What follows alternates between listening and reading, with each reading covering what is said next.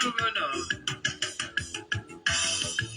a na-ebulukwa mmadụ elu ụma onye mee nke ọma ebulie ya elu tie jide nke o ji na-aga n'elu. Biko ka anyị gbakọ kịta wee kele Eze-Ana. Eze-Ana ị ga-adị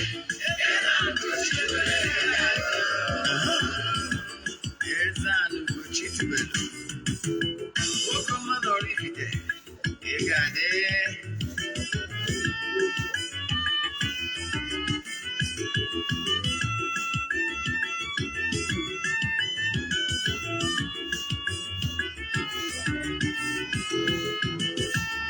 Ọdịnala bụ eziokwu, ọdịnala bụ ụzọ ndụ. Ị ma na o nwere olu na-eti mkpu na-asị ụmụ Igbo chigharịa, ụmụ Igbo chigharịa. Kwa mbọsị ọ na-eti, n'ụtụtụ na abalị ọ nọ na nkụzi. Eze-Ana, Eze-Ana Ugochi tubelu onye ọma na oraifite, onye mgbasa ozi ọma ọdịnala gaba n'ihu.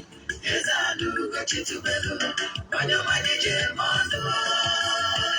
Ọdịnala bụ ụzọ ndụ gaba n'ihu.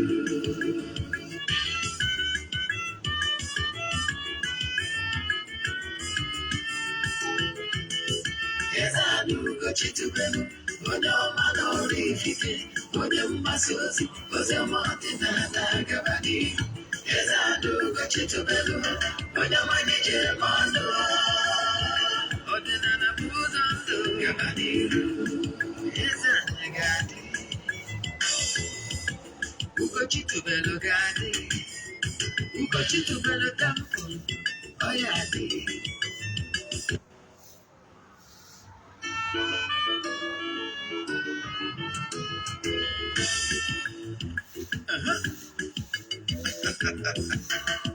Gọvanọ a na-ebulukwa mmadụ elu ụma onye mee nke ọma ebulie ya elu tie jide nke o ji na-aga n'elu. Biko ka anyị gbakọ kịta wee kele Eze-Ana. Eze-Ana ị ga-adị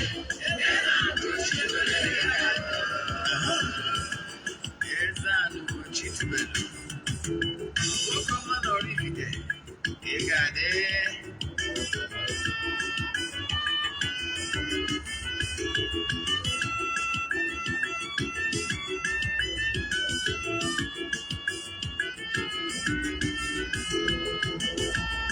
Ọdịnala bụ eziokwu, ọdịnala bụ ụzọ ndụ. Ị ma na o nwere olu na-eti mkpu na-asị ụmụ Igbo chigharịa, ụmụ Igbo chigharịa. Kwa mbọsị ọ na-eti, n'ụtụtụ na abalị ọ nọ na nkụzi. Eze-Ana, Eze-Ana Ugochi tubelu onye ọma na oraifite, onye mgbasa ozi ọma ọdịnala gaba n'ihu. Eze-Ana Ugochi tubelu onye ọma na-eje eme ọnụ. Ọdịnala bụ ụzọ ndụ gaba n'ihu.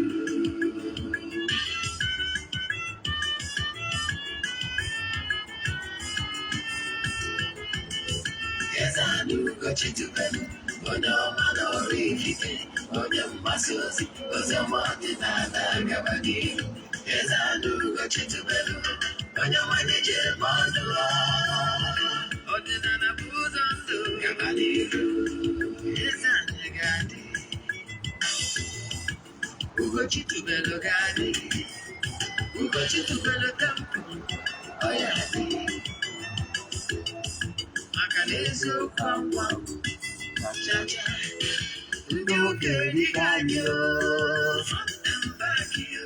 ndị ọcha eri anyị fọnta mbaki fọdụ asị kara aka ngọzi ụmụ Igbo si anyị rapụ nke anyị na nke faka mma buru Baịbụl bịa akwụkwọ akụkọ wepụkwa chọọchị fa okpuru ụka bịakwa mmadụ Ugochi tubelu ekweghị ekwe. Eze-Ana si n'ọma mme ọdịnala ọma ụmụ chacha oge ọbụla ọ na-eti ọ nọ na kuzi chukwa nyama magube odinana ya di Eze-Ana Ugochi tubelu odoma na oraifite onye mgbasa ozi oziọma ọdịnala gabagị ụmụ ọdịnala Igbo anyị abịakwa n'ụbọchị tata n'oge awa nke eziokwu oge anyị ji awa eziokwu agba n'ụbọchị tata isiokwu anyị ji wee bịa n'ụbọchị tata bụ ihe niile ị kwesịrị ịma gbasara agwụ ke agwụ installation kedu ka agwụ si arụ ọrụ kedu ka esi eme ihe dị na agwụ emeta ya nke ọma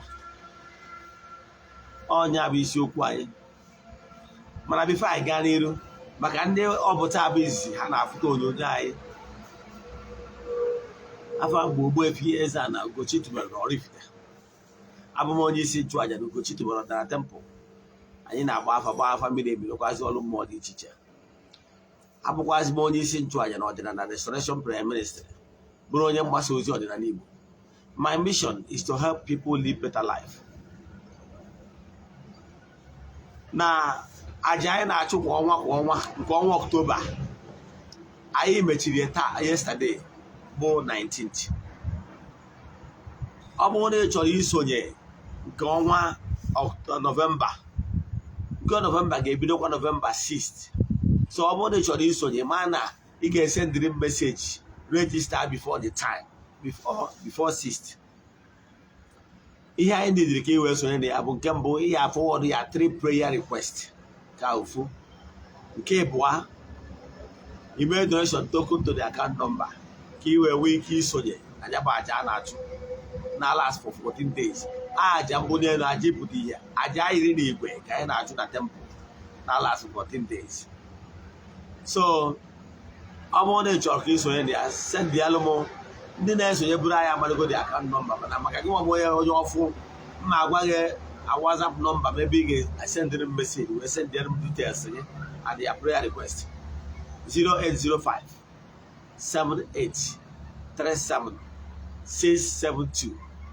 I repeat 0805 78 37 672.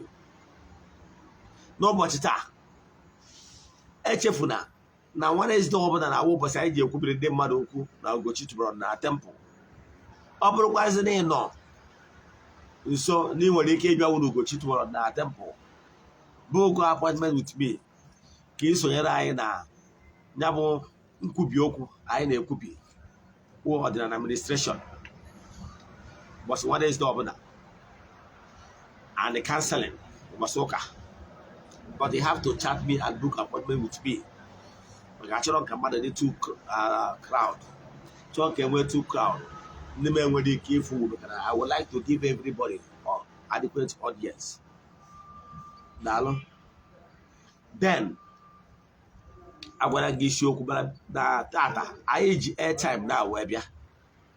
Anyị ji MTN and Glo airtime.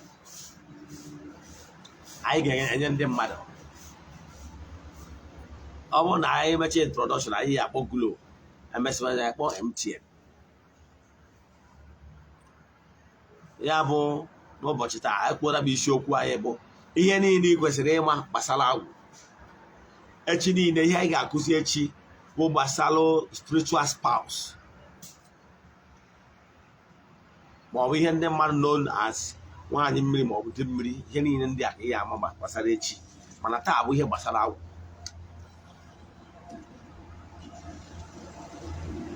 Ihe ị ga-eme bụ ịnweta vidiyo a like ya share ya to your friends. Ya bụ the only thing nwere ike imere onye ọbụla. Ya bụ ihe nwere ike imewuru onye ọbụla. Ya n'isiokwu anyị bịara ụbọchị taa eziokwu tata anyị bidoro before the time. Yes, ama na mbido before the time. I bidoro few minutes before the time I go. Kita bụ I bidoro let's say 12 minutes before time. Yes, emere m etu a ka nwee ike wee kọva ụfọdụ ihe ndị anyị na-achọ ka anyị na-ebidozie etu o kwesịrị ka ọ ghara ịbụ mgbe ụfọdụ anyị etinye deep into the time anyị kwesịrị iyuzu ka anyị nwere ike banyekwa na ihe ndị ọzọ anyị nwere for the day. Na bụ gịnị bụ agwụ? Ka anyị bidogoro gịnị bụ agwụ, anyị wee banyezie n'ụdị agwụ dị iche iche. Gịnị bụ agwụ? Agwụ bụ is spiritual force. Etu esi wee bịa na chi onye ụwa mmadụ enwe ikenga chi so chi gị bụ the spirit behind ya chi. Mmụọ ọbụla abụna mmụọ ọbụla so chi gị, ọnya bụ ikenga. Ịghọtara ya? Then abịa na agwụ. Enwelu agwụ bụ spiriti so onyinye amara. Spiriti so onyinye amara gị nye agba agwụ. Mana echefukwana na-enwelu ikenga agwụ, nwee ezumezu agwụ. Ndị a niile bụ entities of powers, forces. Ha na agwụ gị si n'ikwu nne gị na ikwu nna gị jikọrọ aka ọnụ na-alụkọ ọrụ for good. Mana ị masị ka ichukwu asọ ikenga agwụ gị alone ma ezumezu agwụ alone, hapụ agwụ. They work as a union, as a unit. They work as a single component. You know that? So agwụ na mmụọ niile so agwụ ya na agwụ na-erikọ, ọha niile ka adị chukwa atego. Don't allow anybody to start splitting it for you. They can see what they have basari chigi. Some people will like to start splitting it. Egwagini chukwa chigi che, chukwa onyo wagiche. So they are one. Don't divide it. So agwụ a component of spiritual forces. So onyinye amara gị. Ha nọ ka spiritual forces. So that's your talent. Every human spirit here on earth, well, the unique. And well, somebody can be closer to you, but not exact. Yes. So, onwere ihe kamale me. Mana problem bụ na ụfọdụ ndị mmadụ discover bro that ebe anwa ha ji wee bụrụ ọkachamara. Yes, o nwere some things gị na mmadụ nwere ike inwe similarity. Mana nke bụ eziokwu na ezi asụsụ bụ na enwere ihe dị iche. Na ọ bụ na asị ka analyze your spiritual qualities one after the other. And that is ebe anwe dị iche bụ ihe ezumezu and the forces of nature, all the natural forces and natural beings na-atụ anya na ị ga-contribute to your own quota to further this creation, to make this world a better place. But the problem people are facing that most people are dormant. They don't know how to activate their powerhouse with their own. Instead, have a shortcut. Oh, you can you want them money? Or for them, but where get out of them yesterday. Now, Simon, or they go to watch you, or they go to go out, you only go here, we go, Sarah EZE-ANA Ugochi. Or they go war, we go see EZE-ANA Ugochi. Only call the way chat, I'm where Simon. No, we're only. The name of man no Ghana name of Maluta Anyuku. Somebody will say I am Biaka Edugian of everyone is Agwu. Call them all kid. Or when your milk last year. Since your Mesharo now. Now business here no. Not those diving. Business here, but Ogisina and Ada. You can never know when they receive them pure as now. Go back to the woman who borrowed that your kid. Come Pierre. Makana audio obvious na Chiga Choro na Morgan Aswa Choro. According to your one among 9 years, they member of man and business. Man, those bears as your kid, and I was the other. It had a million beginner, Makachia boot. o wee sị m na ya bụ nwaanyị gwọrọ ya bụ oke ite ahụ n'ezi agụ na nwaanyị ahụ nwụọna na mmadụ kpọchiri edi a ghọtara ya. Unu emezina ihe na ibe gị na-eme maka na chi abụ otu. Agwago m ụnụ ndị na-agwọ ọgwụ na-achọ ka eje gwọọ ọgwụ ego bụ ndị na-achọ shortcut to natural process. Enwere natural process of how things will be done ka ihe ọma wee mebe. Mana ọtụtụ ndị mmadụ enwere ike ịma na akpa na ala wee kpa n'ọfọ. Ihe ebidogoro ichukwaboro chi gị, ichukwaboro agwụ gị, ichukwaboro ndị ichie. Ihe imelu bụ ije gwọwa ọgwụ. Ịgbọrọ na ịdịrọ serious. Yes, ihe imelu bụ ije gwọwa ọgwụ. Man ịdịrọ serious. N'ihe izi kwesịrị ịbụ ụzọ eme bụ ije chukwagoro mmụọ niile abegide so gị nụ. Ghọtara ya? So onye ahụ ihe ị kwesịrị ịma.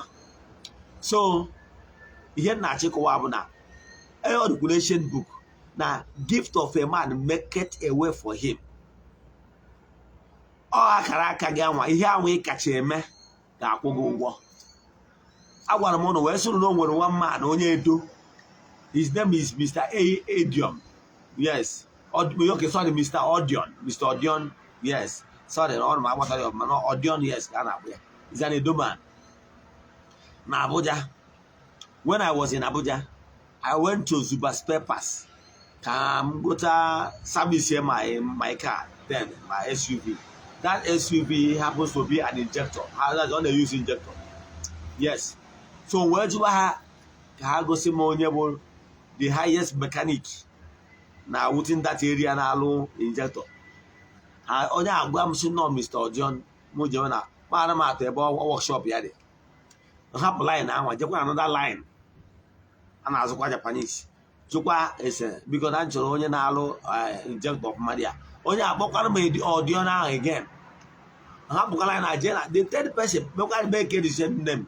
Or the same audio. No, we said that this guy and our audion must be good, must be one of the best. Remember, we're workshop here. We're workshop here about 2 plots. Cars to that place. Here, I'm only going to may employ cashier. Cashier, yes. Ibutemoto workers in our workshop work at 10. Ambala also. Omolia. Moto you go there is do everywhere. No, ebia a young for staff, for mechanic here, for Molia. Go banya moto attention. Obia, or put a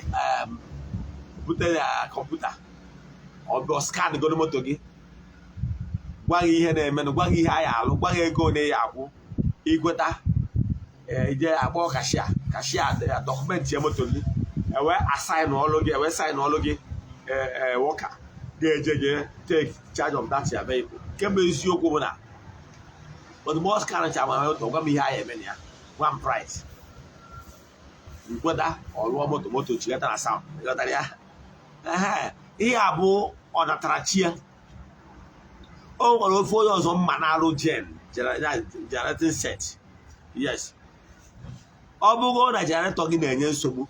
You put in a shop here. All chaya saying, Jenna, each of a good gen also, one day of a good gen also. Jen all taro, a man at Jenna and I go canai. Jen, the man on our halo every week, every 2 weeks, or disappoint you again. Jen and Kiolo Chaya, Jan Jenna gave one long service. As you could only go Jen now, all you recommend the body. Give one more within some months, he checked the other one. No more. Here be how good name. Oh, you need to have an attack. Or say no more for engineer when you keep Butaliano. Ya Jenia, check here, Coserello. Ya lawyer. I won't know any without results. Ya chop. How will you consider can have go butter? We consider it. Consider the analuo, ya will you check. Mota, ya lot would look real problem. Ya. Or no way you can buy a nature Makamota. Or better, no. See, a galuo, mota, jen, never to a jabber to a back a 40. nke bụ eziokwu na ọ pụtara na-eche oje ebe ahụ dozi one or two moto adị mma ịghọtara ya. Agwụ bụ that ya gift. O nwere ebe ịbụcha ọkaibe mana o nwere ike ị na-enete ya anya. O nwere ndị bụ ọkaibe ha bụ ha bụrụ comedians, ndị na-akpa anịghị anị, ndị na-abụ obere ihe ọbụla otinye into jokes ndị mmadụ a na-amụ amụ. That is agwụ. And o nwere agwụ ihe eme underrate. Ihe dị mkpa bụ na ihe ọbụla bụ agwụ gị n'ihi nwere adequate attention. Believe in me, agwụ a bụ ihe e nyere gị ihe eji wee dị ude na ndụ a. Mana problem bụ ichukwara dati ya agwụ ka agwụ ahụ dị ike.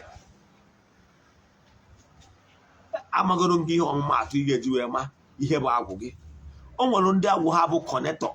Example, na ịmụtara ụmụazị. Efu nwa gị anụ nwere ofu particular nwa gị, he or she connects with other children easily. O nwere nwe ya amụta efu na ọ na-ala ike ịnọrọ onwe enwe ahụ ike ịmụtara ụmụ ise.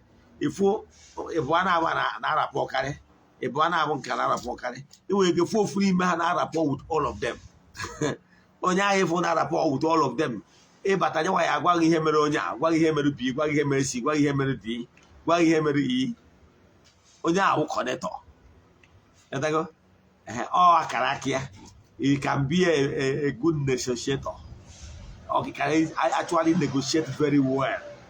In fact, ọ bụrụ na networker, he or she will do well. Ịghọtara ya? Ihe a bụ akara aka ya.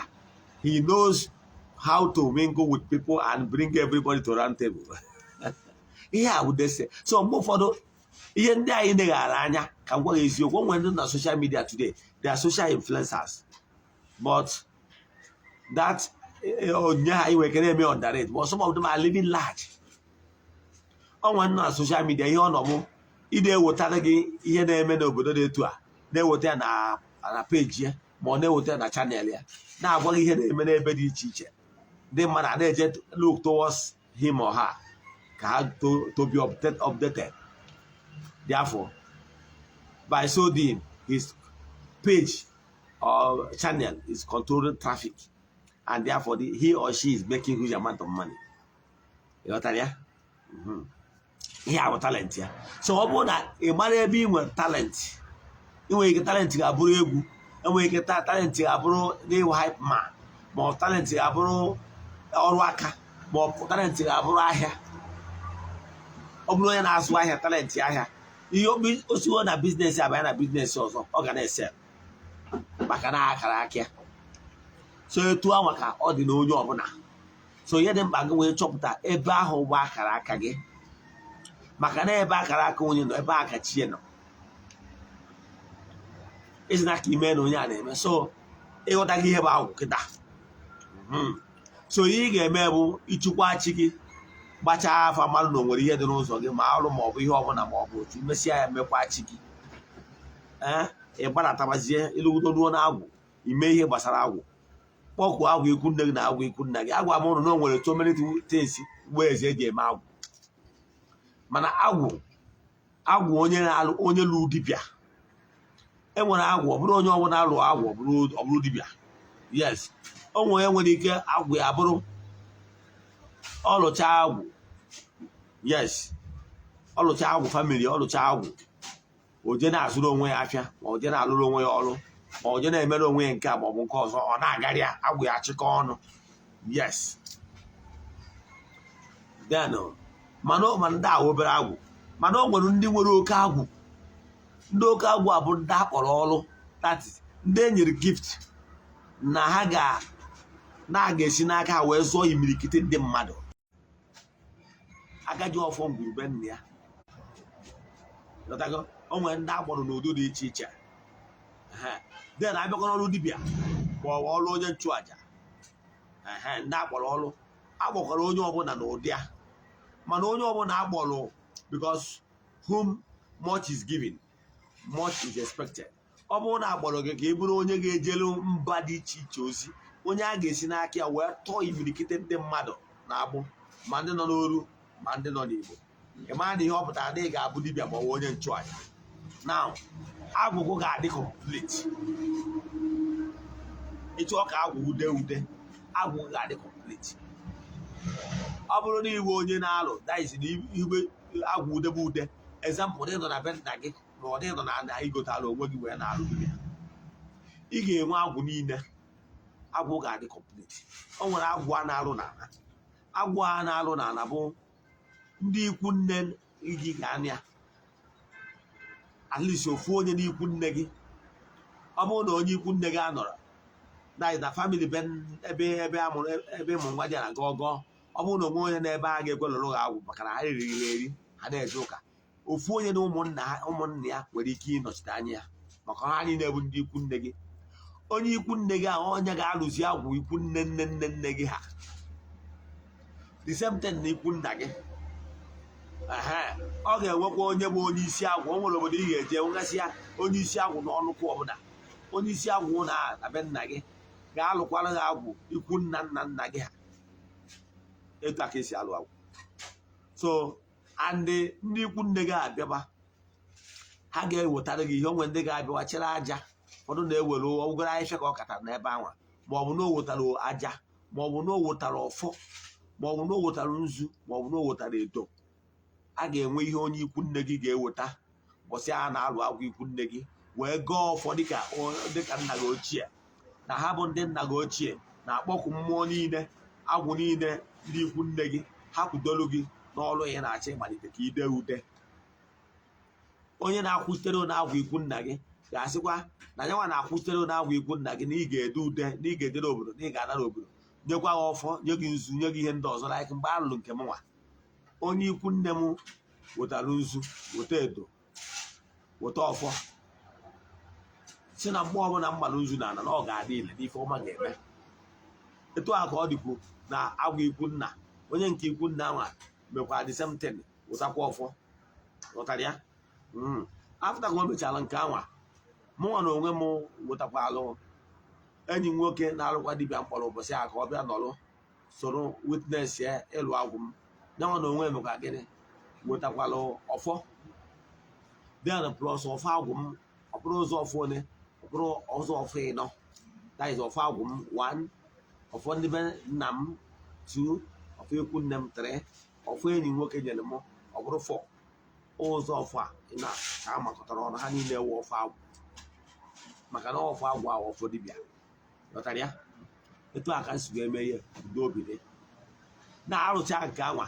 Ụbọchị a na-alụ agwụ anwa ka a na-ekonye gị ihe a na-akpa akpa agwụ. Akpa dibịa na-eko n'ahụ ha na-akpa akpa agwụ. Emechaa ya ụbọchị a ka a ga-ekoghe akpa agwụ anwa. Ụbọchị a ka a ga-asa gị ile. Ọ bụrụ ndị ma alụ ọgwụ agwụ ọfụma then nwee ike nga agwụ. Ụbọchị agwụ ga-enwe ike nga ọ ga-adị ya. Nwezie ihe a na-akpọ ụkpa agwụ. Ụkpa agwụ ji ebute ihe ọma dị iche iche ha niile ga-ezu oke ka ofesi 1. Then ọ bụrụzie na ibu dibịa inwegwu ụlọ ọrụ, inwezi ihe a na-akpọkwa okwukwu agwụ. Okwukwu agwụ na ihe dịka kalabash nwekwa ọpụpụ na mbata agwụ ebe agwụ si apụ na-abata. Etu a ka ọ dịkwa agwụ alụ na nkwado ebe agwụ si apụ na-abata. Ghọtara ya? Okwukwu agwụ mana n'uto ịrụchazi okwukwu agwụ anwa itinyezie ihe awele. Ọ bụrụ na anyị nwa na Ugochi tụrụ na tempụl taịzi alụ bụ okwukwu agwụ awele. Ịlụchazi agwa maka na ịchụkọ gị agwụ ọnụ wee gwazie ha wetawazi ihe ụtọ, ha wetawazi ego, ha wetawazi ihe akwa ihe nwe ka okwukwu agwụ awele. Then enwezi ya na-akpọ ezumezu agwụ. Etu a niile ka m nwa bụ Ogbuefi EZE-ANA Ugochi tụrụ esi wee nwee ya na tempụl. Ghọtara ya? Mana ọ bụrụ mmadụ niile ya enwe nke ha etu a. Ọ bụrụ na ị bụrụ practicing dibịa inidere ya because alụcha alụghị agwụ na-alụrụ gị agwụ na be nna gị mana ijewere obodo oyibo nobody is taking care of ya agwụ. Ọ bụrụ na be anyị alụcha agwụ nwere ite agwụ, ite mmiri maọbụ ọkụ a ga-edewe n'ihu agwụ. Ị ga na-agba mmiri amata na ya by ime sure na mmiri a na-adị na ya gosi that you keep on maintaining it. Agwụ a na-aga na momentum na-adịwanye active. Mana ịkwụsị ijikwa agwụ abụ ahịa na-akpọ dormant. Agwụ ama n'ọrụ bụrụ ịlụ agwụ isiokwu na agwụ n'ọrụ. So ụfọdụ nwere ike their compound is under lock and key. Ịlụcha agwụ na village ya compound is under lock and key n'ọrụ obodo oyibo agwụ anọ n'ọrụ. Ọ bụrụ ịlụ agwụ isiokwu na agwụ n'ọrụ ka ofu. So ọ bara uru ịlụrụ agwụ, ọ bara uru ịpịa anụ nwụrụ anwụ ihe, ọ bara uru iji alụcha agwụ. Nobody is maintaining the agwụ. Nke bụ ọdọ nwere family ụfọdụ ị ga-arụcha agwụ ọ bụrụ ndị ka bi na family house. Ụfọdụ nwere ike isi na ọgwụ ka ịgwọ na ọgụ iji akara aka ha. Ụfọdụ anyị bata na asọmpi ọgwụ arụ na mgbe ụfọdụ adịghị abụ the best. O nwere ebe ihe eji ụfọdụ eji ebe aje na-alụ mma m ma ọgwụ na-eme ọtọ na ndị ọzọ megide agwụ ama na ọrụ.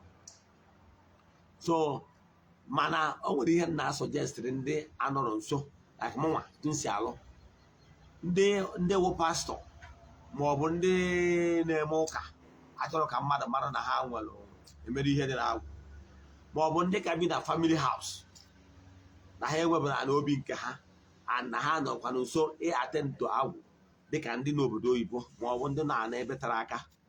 Ana m akọwa n'ụdị ndị na-etu anwa na-enwelu another way to bele cat na ihe nwere ike ime bụ ụdị anyị na-alụ ụdị ndị na-etu a ọnọdụ ha na-etu a bụ alụ ọrụ ihe anyị kpọrọ okwukwu agwụ awele. Okwukwu agwụ a bụ alụcha okwukwu agwụ a nwere ike ịdị na be so that n'ụtọ na ịnọ agwụ amadogo na ịnọrọ nso ihe a ga na-emezi ewu ịnọ nwere ike ibute ume ozo, nwere ike ibutere ime ozo, nwere ike ofe ọmụzụ dipendị ka agwụ si ebutere gị ego. Onye ahụ nwere ike sendị ego si gị gbuo ya agwụ ya ebu ọsi gbuo agwụ ya oke ọbara nnukwu something like that. Isendizi ego onye na-alụrụ gị ọrụ ọbụla anyị nwa anyị see ihe niile bido ihe niile see gboro agwụ anọ agwụ adị active na-alụtarụ gị ego. Agwụ adị active maka na agwụ na-atụta ego. Ị na-edoro ka ije gwọwa ọgwụ ego ka ego wee bịa chukwu agwụ gị agwụ mmụọ aga na-achụtara gị ego. Agwụ ha bụ onyinye amara na mmụọ nsọ onyinye amara gị ga-achụtara gị ego. Lọtara ya ọ bụrụ ọzọ ije kọwara ụrụ maka gbasara ndị ụlọ agwụ enwere ka eze statụrụ ndị ama na ihe niile anyị amacha maka na ebe ọdịbịa. So ya nyi wee kọwa ya na ka nyegorogo fen anyị bịa ịghọta gbasara agwụ. Enwere nke a na-akpọ ụlọ agwụ. Ụlọ agwụ bụ onye lụrụ agwụ. Ị nwere ike ndị lụrụ agwụ na ana ọ bụrụ na iwu dibịa megide ime ọzọ ihe ị na-eme ụlọ agwụ na-emebiri gị ihe. A na-eji oke ọkpa gbuo eti ebe a na-eji aka ebe wee tụpụrụ ha n'azụ agwụ maka ndị ụlọ agwụ ka ha chara ụzọ. Ịghọtara ya enye ndị ebe a nyekwuo ndị na-aghasa ihe ka ha jebere onwe ha. Ịghọtara ya. So ọ ihe a ka ị kwesịrị ịma gbasara ya agwụ. Know it from today na agwụ gị ga-achụtara gị ego. Agwụ gị ga-achụtara gị ego. Ka anyị kpọgoro Glo airtime anyị ji ebe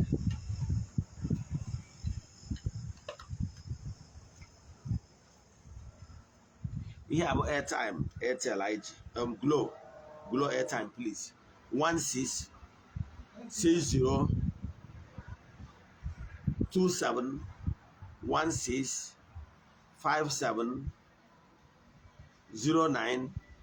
16602716570932. I repeat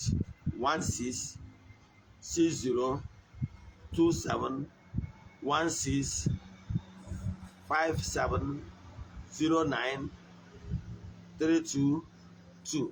Let me call for the last time. 16602716570932. This is for Glo. Ya gịnị ka m na-ekwu? So ifugo ụdị dị iche iche esi alụ agwụ na ihe agwụ pụtara. O mee process na ịlụrụ agwụ na village last 2 years mana nwa ọzọ onye na-echukwu ya o nwere isi. Instead of ịlụ nke ahụ ihe dị na village and nobody is taking proper care of it almost on daily basis, it's better na ịlụrụ okwukwu. Ọ bụrụ anyị nwa anyị lụcha ya debere ya onye anwa onye ọ bụrụ onye na-anọ nso ose ndị ego anyị na-egburu agwụ ya anọ. Mana mgbe ọbụla anyị ekwukwe ya ụbọchị a na-arụ ya bụ agwụ a na-ahazi ya bụ okwukwu. Ka ụbọchị ọbụla ị chọkwara ịbịa bụrụ okwukwu gị nọkabe gị bụrụ okwukwu gị tinye aka gị na-echukwa. Ghọtara ya. Nke a bụ ihe ị kwesịrị ịma gbasara agwụ. Enwere ụdị agwụ dị iche iche. Enwere agwụ nka na ụzụ, that is ndị nọ into fabrication, bringing new techniques, ndị nwere creativity, onwe ike ọ bụrụ ebe ọ na-alahụ ụlọ sị gị na o nwere one of engineer mgbe a na-design my house o nwere ka ọ sị nọ na ya lahụ ụlọ etu a abịa ọbịa fụ ụdị ụlọ nwere ike design ọ ya afụ na nlọ nwebere onye lụrụ ya nọ ọ pụtara obi dị a n'abalị ahụ onwe sketch idea draw it put it down o nwere ike o jeje na new site ọ lụọ dị pata ọ na-ewukwa so e nwere agwụ nka na ụzụ nwee ndị agwụ nka na ụzụ mgbe gboo a na-akpụ goldsmith ndị agwụ nka na ụzụ nọ na befa goldsmith a na-ewuzi mana dati agwụ nka na ụzụ anwa nụ ya mekọ mgbe ọnwụ na-arụrụ agwụ kpụta agwụ ikwu nne gị ọ bụrụ agbụrụ na-akpụta nka na ụzụ efukwa na dati onyinye amara of bringing new idea new design new fashion ga na-abịa so onye na-etu a ga-eme ọfụma ma ọ bụrụ na ọ bụrụ an architect ma ọ nọrọ into industry bringing new designs and new updates and new innovation. You understand? Because bringing new innovations and new ideas is very important for your business to be growing from strength to strength. Ọ nkwara ndị nwere agwụ azụmahịa ihe ọ bụla o metụrụ aka ọ na-ele ọsọ ya wụrụ pịa wọta ọ ya eje eme ka ego nwee ndị nwere agwụ mgbọrọgwụ na-akpa ahịhịa onye ahụ nwere ike ịwụ dibịa ha gbaa ndị medicine dealer seller or producer ma ọ bụrụ pharmacist na-akụ ọgwụ ahụhụ maka na-enwere ihe dịka ụmụ ahịhịa na-etugasị na ba enwere ndị contain chlorophyll and other things eji arụ ọgwụ now etu a ka ọ dịkwa ndị nwere agwụ dị iche iche yes etu a ka esi nwere agwụ agara ekwuzi enwere agwụ mmiri enwere agwụ enu a na nwere agwụ dị iche iche nọ nke enwere agwụ ọhịa ndị nwere ike ịsị gị na ịta n'onwe gị ọba n'ime ọhịa ọ na-anụ ahịhịa na-agwụ ya okwu ịmara enwere agwụ dị iche iche ịmara onwere tụmagwụ ụfọdụ ndị na-anụ when all those mystics are talking you listen to them and you hear what they are saying mana how far ya agwụ we go ọ ihe agwụ nwere ike imewu depend na ezi chukwu agwụ chukwu agwụ gị na agwụ na-ebute ego hapụ ịgwọ ọgwụ agba enyeghị ego and echefuna enwere ike ije na-agwọ ọgwụ mana chi gị na agwụ gị na ezumezu gị na-asụ ọgwụ ịmana you will receive lala on top of it. Ka anyị kpọọ the Airtel airtime for Airtel airtime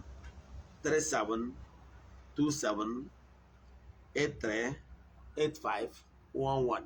I repeat 3727838511. Let me call for the right time. 3727838511. 3727838511. That is for Airtel, for MTN airtime. Ịma ihe eji elu dị na ọsta 35 gịnị eji elu dị na ọ bụrụ ozi 555 ịma ka aga. So ihe nna achịkọwa n'ụbọchị taata na ihe niile anyị kụzi gbasara agwụ. Mere ihe gbasara agwụ gị. Onye ọbụla nwere agwụ mana o nwere ndị agwụ ha bụ for personal use. Yes. Mana o nwere ndị agwụ ha bụ agwụ onwe ndị agwụ ha bụ just for personal. Nwee ndị agwụ ha bụ agwụ maka ngwuru na family ha. Nwezie ndị agwụ ha bụ agwụ eji eje n'obodo dị iche iche ma na-arụ obodo. So ọ bụrụ ka agwụ si enye onye a nsogbu onye si onye a nsogbu ihe kpatara o ji ejekarị ndị nwere oke agwụ ndị atụrụ anya na ha ga-esi n'aka ha wee zụọ imirikite ndị mmadụ nsogbu ma mpịawa azụ bụla ndị ahụ ọ bụ n'ọgụ nwa bụ onye ga-ekwubiri ha okwu na ịga n'ihu ọrụ gị maka ihi na ha na-akụ ọta na-ebe akwa na ọnọdụ ha nọ na ha nọ n'ihe mgbu na-asị Chineke ebee ka ị nọ na-ajụ ka ebe onye nzọpụta nọ akwa ha na-eme ga-eme ka abịa na-apịwa gị ahụ ka ije n'ihu ọrụ gị ka iwe kwubiere ozi dị etu okwu lụtara ya mana nwere ndị nwe pesina agwụ ha lụta nke ha fine ha lụtara nke ha na-ehi ifuru na-agagharị ihe a na-aghasara ha elo lụtara ya because imezi ihe dị na-agwụ iwe ruo ebe ị kwesịrị ka iruo in life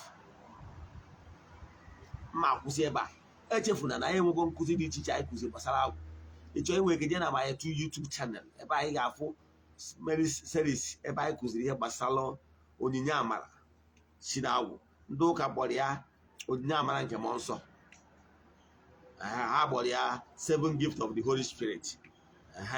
Mana ihe niile abụ na anyị gbọrọ ya agwụ maka ihe niile abụ onyinye amara. Ịmata nke gị ọbara gị uru. Listen to your spiritual exercise. Mana ebe ya strength lies. Ọ nwere ndị ya strength bụ counseling. Yes, enwere ike ịnwe ndị na social media, they are making their money by just mere counseling. Enwere ike na-afụ onye na-akpọ Daddy Freeze. The last time I checked, ọ pastor, but no, more of a counselor. He's living large because he have large followers. Okay, so gịnị ka m na-ekwu maka ya? Mgbe ihe dị n'agwụ gị, na-echukwa agwụ gị ka agwụ ghara ịda aghasara gị ihe. Ọ bụrụ na ị nwere ego ị ga-eji mee ọrụ agwụ gị, at least bugoro onu ọma na-ayọ agwụ gị, na-akpọku ha mgbe ọbụla ị na-agụ ọfọ, n'ichetara na ha biko ha jikọọ ọrụ ọnụ, ha kwụsị ịghasara gị ihe, udo obi dịrị gị. Anyị ga-akwụsị ebe a. Inwe ajụjụ na nkụzi a, send them message na WhatsApp 0805 7837672. I repeat, 0805 7837672. Echefuna na ị ga-enweta anyị na YouTube Ogbuefi EZE-ANA Ugochi. The same name ka ị ga-enwetakwa anyị na page, Facebook page anyị Ogbuefi EZE-ANA Ugochi. Ya gazie n'ọfọ.